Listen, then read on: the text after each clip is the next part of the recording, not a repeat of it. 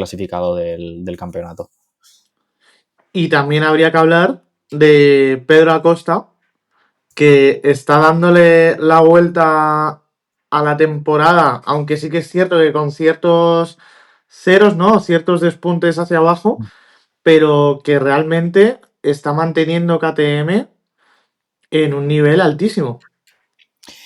Pedro tiene una ventaja muy interesante que me recuerda a Fabio. Es decir, no subieron a la mejor moto y lucharon con una moto en inferioridad.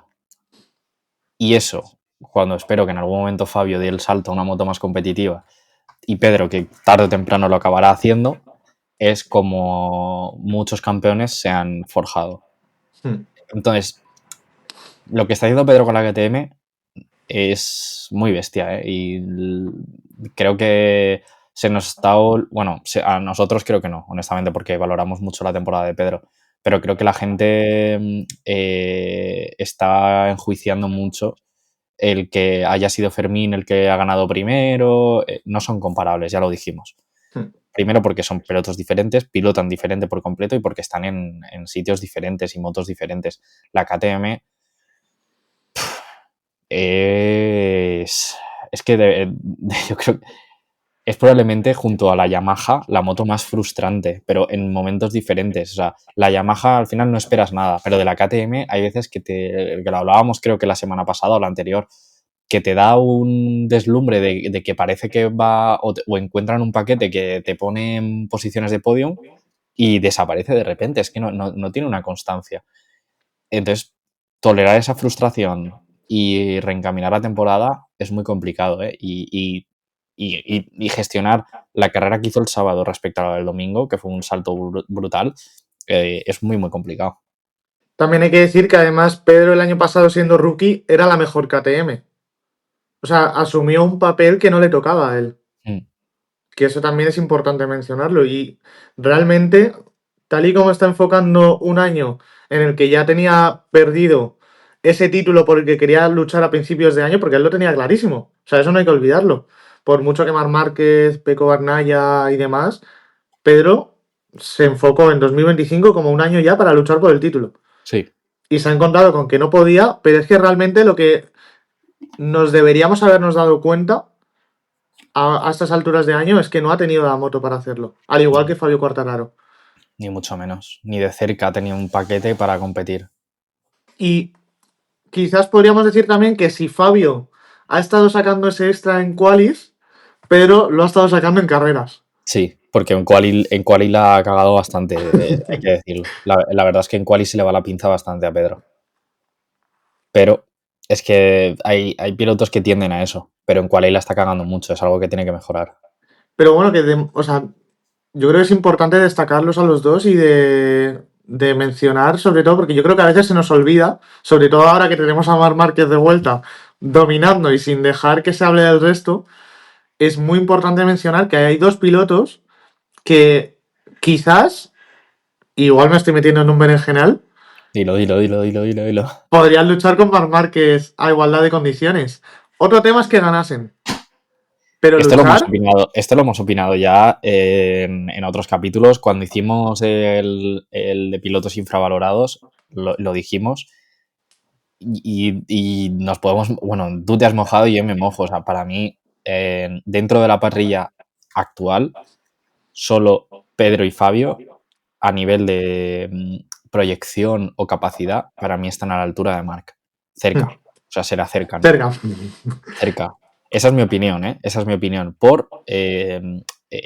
Pedro, por lo que hizo en categorías pequeñas y lo que hizo el primer año de rookie. Fabio, por lo que hizo desde el primer año de MotoGP. Para mí solo está Fermín. Para mí se ha acercado, pero la carrera previa ha sido muy rocambolesca. Entonces es más difícil de juzgar. Pero lo hemos dicho muchas veces.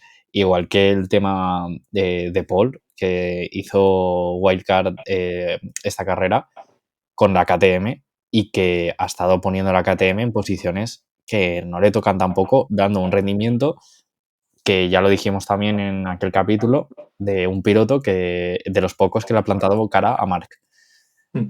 y hay que poner los puntos sobre las sillas porque es la realidad. Fabio, en los últimos años, es el único piloto que ha estado en pista con Marc y le ha batido. O ha estado de tú a tú luchando con él en su primer año de rookie, que se dice pronto. Pedro, el día que tenga un paquete competitivo, yo estoy seguro que luchar por un campeonato va a ser el pan de cada día para él. Sí, probablemente. O sea, es que solamente faltan las armas, que es lo que suele pasar. Falta 2027. Ese año yo creo que va a ser jugoso para todos. Claro, pero también es el debate. Yo creo que a veces igual es un tópico, ¿no? O es muy acertado decir que no es la flecha, sino que es el indio. Pero claro. Es un. No, ese dicho. Pero el problema es que solo nos sirve para ciertas carreras. Claro. Porque son pequeños destellos. El problema es que al final termina siendo la flecha cuando quieres luchar por un título. Sí. O es lo que nos termina demostrando el motociclismo. Sí, creo que lo has resumido perfecto. O sea, lo has clavado. No es la flecha, es el indio, sirve para alguna carrera, pero siempre es la flecha la que gana un campeonato. Efectivamente. A no ser que haya. Bueno, sí, a ver, sí que es cierto que Marc Márquez, Honda 2018-2019, pues sí. No era el mejor, sí, pero no era tampoco la peor moto. Era una moto muy crítica que sabía llevar él muy bien. Pero no era la Aprilia de esos años, por ejemplo, o la KTM. La KTM y la Aprilia estaban mucho peor, eso también hay que decirlo. Exactamente. O, por ejemplo, en 2018 también, o en 2019 había victorias de otras Honda cuando Marc Márquez fallaba. Sí que es cierto que eran contadas, pero bueno, que sí que es cierto que no. Que al final. Al final, aquí uno necesita tener material, si no. Sí. Y es lo que pide también, por ejemplo, Fabio. Y Fabio se le ve muy cansado. Que eso... Fabio está. O sea, no sé. Es que no sé cómo aguanta. No sé cómo aguanta. Pero vamos a pasar a otra marca, pero a un piloto en concreto, que es Joan Mir, que cerró un podio importantísimo para un año en el que ha tenido muy mala suerte, hay que decirlo, pero en el que Honda da pasos, pero da la sensación de que quizás cualquier día están ahí luchando por victorias y no nos hemos enterado. Lo advirtieron desde el primer momento de Honda. Y yo es de la que... Es que esto es como meterte con el grandullón de clase, ¿sabes? O sea, puede que un año le vaya mal, pero es el grandullón de clase. Saben cómo hacer las cosas, saben cómo revertirlas. Sí que es verdad que Lluís Merlos el otro día comentaba en Twitter, solo por meter cizaña, ¿no? Pero primer año de Aleix Espargaró, primer año de Antonio Jiménez con él, es Albesiano, el que está también en... Sí. De Romano Albesiano. Dice, no sé, algo tendrán que ver, ¿no? En esa mejora. Aleix hizo buena la Aprilia y Aleix entra en Honda y la Honda empieza a funcionar mejor. Pues sí, es curioso cuando menos, pero lo hablamos desde principio de temporada, hemos ido diciendo que la Honda era nada, pasito a pasito, que no se notaba, y tú lo has dicho, de repente la podemos ver estar luchando por victorias y decir, perfecto, nos cuadra. Y es una noticia fantástica, ¿eh? Al menos para mí. Sí, y veremos si, claro, es lo que has dicho también antes, que 2027 o tenemos esa duda de si los pasos a tener en cuenta son en 2027 o 2026 y lo que dijimos también la semana pasada, que al final no sabemos cuál debe ser o cuál es, desde luego, el compromiso de cada fábrica. Si 2027 luchar por el título o centrarse ya en 2020... No sé si acabo de decir 2027.